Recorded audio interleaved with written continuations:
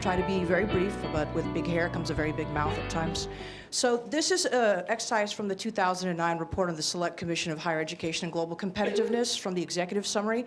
And it's part of, for me, it's one of the most stark statements out of the entire report. The first sentence especially.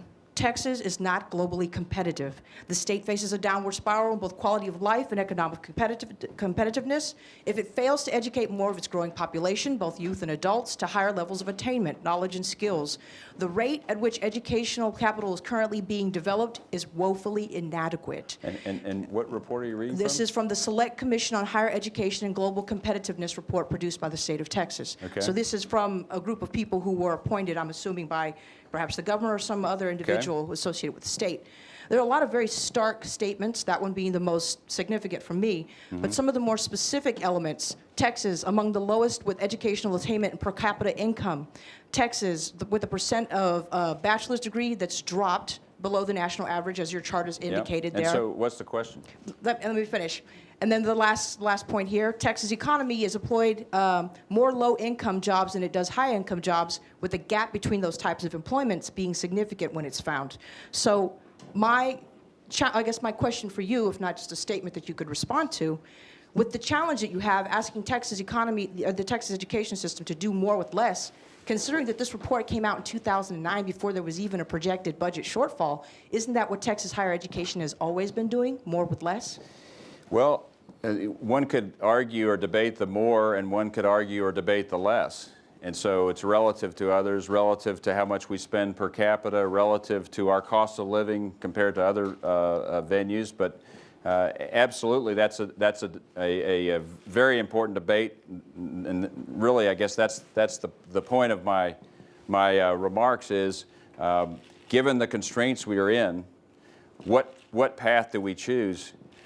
Given the fact that our taxpayers seem to be telling us that we don't want you to tax families at higher levels, how do we get more with less? How do we get more out of the current resources we have? I was, over the weekend, I was at church in the hallways, and someone came up to me I didn't recognize, a bearded faculty member, and he said, introduced himself and said, "I'm the faculty advisor at Brookhaven College." I said, "We just got together and had a meeting, and we found $1 million without even getting to payroll." And I said, "Great," you know. And then he walked on.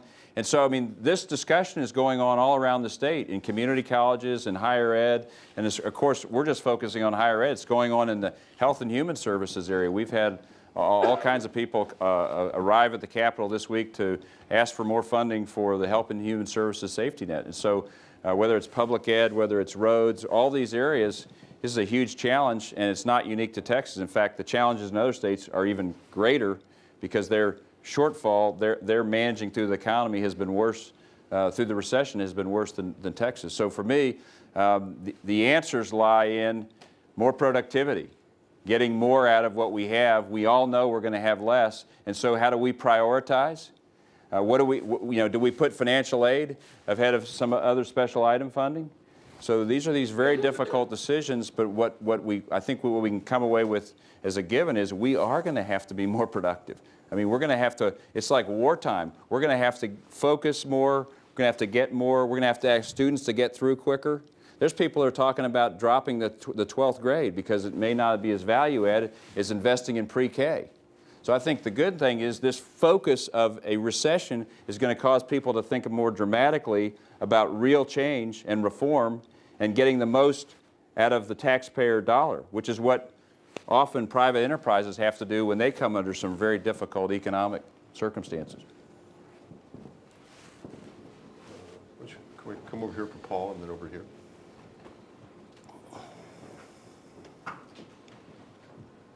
I appreciate your remarks, Representative Branch. I'm a chairman of a department here. Got over 1,000 students. We have a top 10 program we've developed over the last 14 years with less money than any other program similarly in the United States. And so, you know, we've been doing this efficiency, revisions over the last decade plus. I know exactly where all our dollars go to. With the cutbacks that we had to go through from the last year, in anticipation of this, we had to cut 10% of our classes. We cut instructors. There's really no possibility of online instruction and the sort of stuff that we do. And I'm wondering, if the legislature keeps cutting back higher education, if there are tuition restraints, isn't this an unfunded mandate? Because we're supposed to be teaching 50,000 students. I mean, I understand what you're saying in terms of efficiency, and we make do with what we've got. But in terms of looking at our own budget, there isn't much we can do besides cut more at this point. And this is what we want to do with higher education in the future? Well, I guess in your institution, you got one way to look at this is that the amount of general appropriation funding that comes from the legislature is become a very much smaller percentage. So this whole discussion relative to University of Texas, we may be talking about 15% of your budget. At other institutions, UT Brownsville, it's a very dramatic discussion because you may be talking about 80 to 90% of their budget. So to lay all the leanness on the legislative appropriation in your institution is probably not appropriate. Remember that all these tuition dollars come to universities. These are public funds that are dedicated. So when we're talking about cutbacks here, we're not talking about cutting back the tuition that comes in to each university when a student signs up, whether they're paying financial aid or using some other source of revenue. So in your case, it's probably more a competition among how to allocate resources within the University of Texas at Austin, and between, and I don't know, you can tell me which department or why you can't do more things with technology, but I mean, I think it's what it's all about in most of life. We're competing for priorities and for resources, and at some point we're looking for ways. The example of the Longhorn Network, we're looking for ways to find new sources of revenue, to attract private money, find new ways. More students come into your department, therefore more tuition dollars. So I think if you're looking for what's the best way to expand your particular program and bring more resources toward it, I think you have to make it more attractive to private giving, more attractive inside the university, to have more funds flow your way, more momentum, more students, more faculty, and a lot of those things, you have to spend money to make money, I gather. But at the end of the day, it's a competition among what this university is going to fund in terms of the education menu, and you're fighting for your space on the menu of opportunities or areas that we're going to offer educational experience. It just seems that, again, this is a revenue problem. I understand what you're talking about. I mean, online teaching seems to be a panacea. That's great for gigantic classes.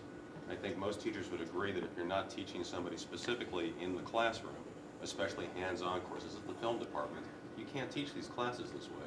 Again, we're not against efficiency. Yeah. Not at all. We're not against competition. We're not against trying to raise money in the private sector. But it puts us in a very, very difficult position to be able to say that there are efficiencies that we haven't thought of to be able to teach these courses. And these kinds of cuts do have consequences. Now, again, if the state is willing to be able to take that, what's your department? it's the film department. Film. And so it's very difficult to teach any kind of production course online. So if these are your guys filming, I'm going to be really nice to you. Don't know. But it's just like I said, it's sort of like, I look at this, and especially with the margin tax problem with the balance with the property tax cuts, it just seems to me when I talk to people in the legislature, this is as much a revenue problem as anything else. And if we're going to expand, especially with the increase, because the majority of the increase in our population is working class Hispanics. I mean, 25% of our department are Hispanic students. Yeah. Most of them are first generation, and they're on financial aid. I mean, we're serving the state of Texas. I mean, it's a depressing view at this point. Now, maybe of course we'll figure something out in the future, but it's. Yeah, and what a lot of the reformers will say is, some answers are we're teaching too many subjects, and so some people say, I'm not sure I agree with a lot of some people say we need to focus on more core subjects, and have less, be deeper but narrower, and there may be something to that, but ultimately, I think also we have to go through this process, and going through this process, we're going to educate I think headlines and editorials and letters to the editor and these sorts of discussions, we're going to educate the citizenry. And at some point, the citizenry may say, okay, it is a revenue issue. And I'm willing to invest more in education. So tell me what the best revenue sources are that we as a collective state can invest in. And I don't think we're there in terms of the perception I talked at the beginning. I think the sentiment out there is that we're not efficient enough. In fact, two polls that were done after the election, one by the 5 largest newspapers in the state, and one by a well-known pollster here for the Texas Public Policy Foundation. And I looked at the questions of the Basilese poll. Both said, that the public said, cut higher education first. They were given all the different groups we looked at. And so there seems to be, if you buy into these polls, there seems to be a perception that higher ed is not as efficient, and either that means because we haven't done a good job selling the efficiencies and the value we do have, and I think there's something to that, or they're right and we can be more efficient. Maybe not in your department, but in other areas. Thank you for coming, sir. First, let me say I don't think they polled any higher education students in that. But looking at You the guys bills, don't answer your phones. they didn't text me. Looking at the bills that are filed, a lot of them that I'm seeing are conservative, social conservative bills. The bills on the governor's emergency list, voter ID, I'm sure immigration will get on there, sanctuary cities, the sonogram bill, which is an intrusive government if there ever was one. So these bills that I'm seeing, what kind of things is the legislature going to do to ensure that these things are not passed requiring more government intrusion, more money put aside for these things, when we're already trying to look for more money to just keep up with the growing population when it comes to education, health, and human services? So what kind of things will the legislature do to ensure that these social conservative, more government, more money does not get passed before we take care of education? Well, obviously there's a debate about whether those are big government or small government, or whether securing your border is a federal responsibility. But if it's not being handled by the federal government, then the state needs to step in, and that's a wise use of taxpayer dollars. And a lot of our citizens are telling us that is how they want us to use some dollars, and to help secure the border, because that ultimately reduces costs on hospitals or education and other systems. So a lot of those, there's a debate about whether or not they're big or small government, or whether or not they are cost more money or actually bring more revenue to the table. And the governor chose those to highlight, I gather, because he feels like that he's hearing from his constituency after having run statewide that there's a priority among people he's hearing from to put those on. It's his prerogative as the governor to call for these items as emergency. All that means is that we can take them up in the 60 days, and otherwise the Constitution says we can't take anything up for the first 2 months. I want to ask one last, actually, why don't you go ahead?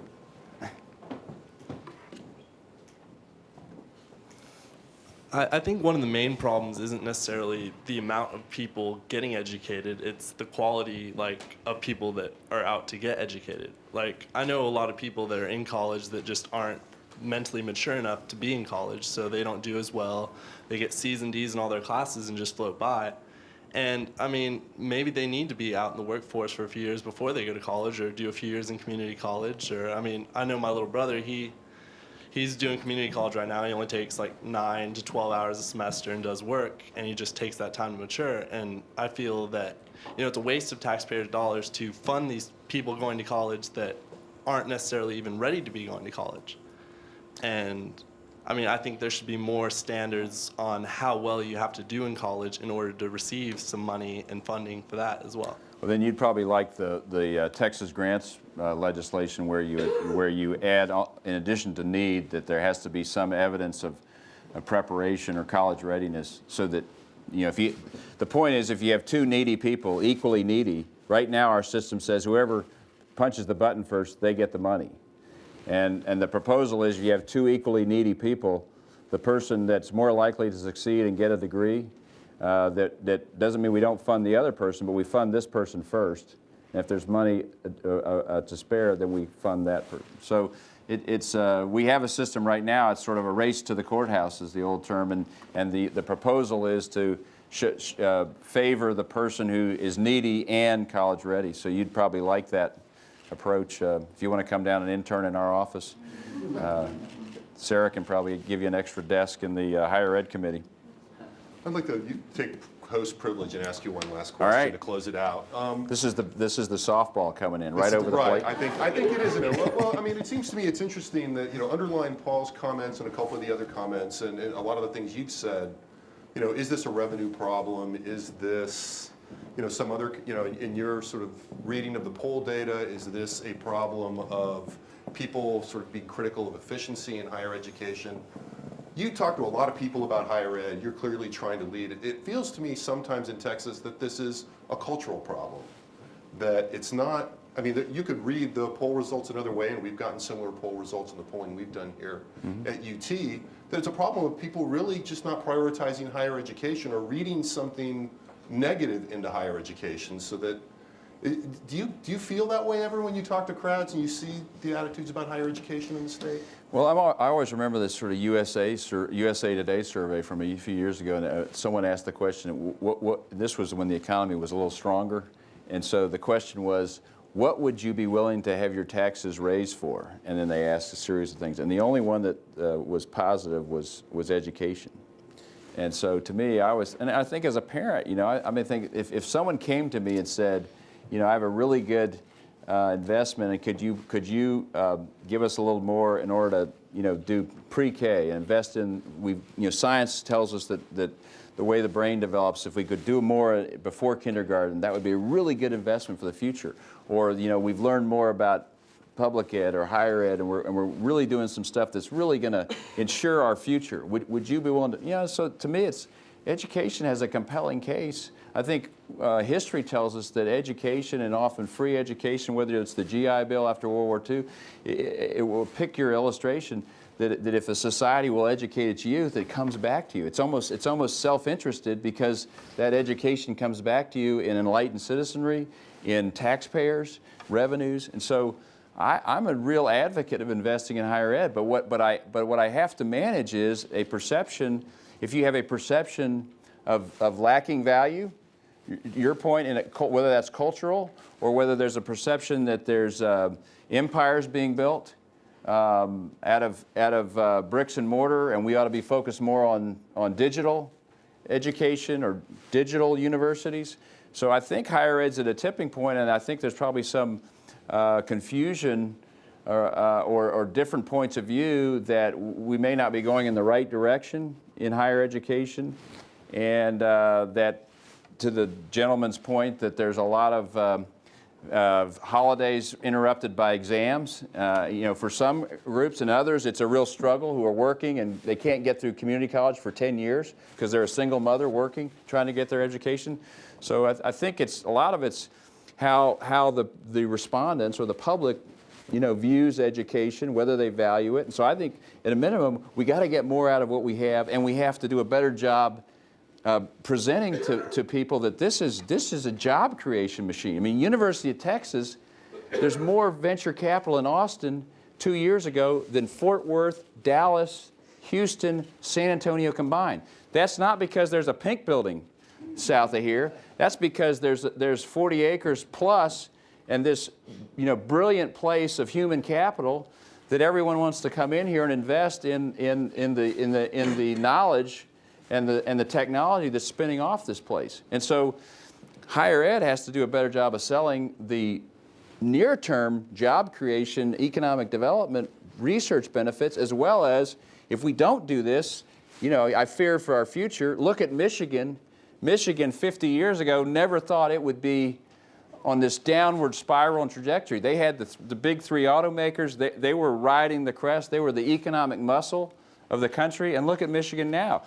Texas, it's not a given that we're going to be the dominant state. I mean, it's up to you guys in 20 years, in 10 years, and 30 years to make sure we are still a dominant state. Because why? I think we all think it's education. If we have an educated workforce and a knowledge-based economy, we're going to compete with China, we're going to compete with India, we're going to compete with other states and countries, and we're going to do well. But if we, so to me, I think it's as much on the merits being more productive and efficient, and I think some schools do better than others. I think it's also messaging the efficiency and productivity that we do create. Thank you very much for You coming. bet. Yeah, you bet. Thank you. Thank you.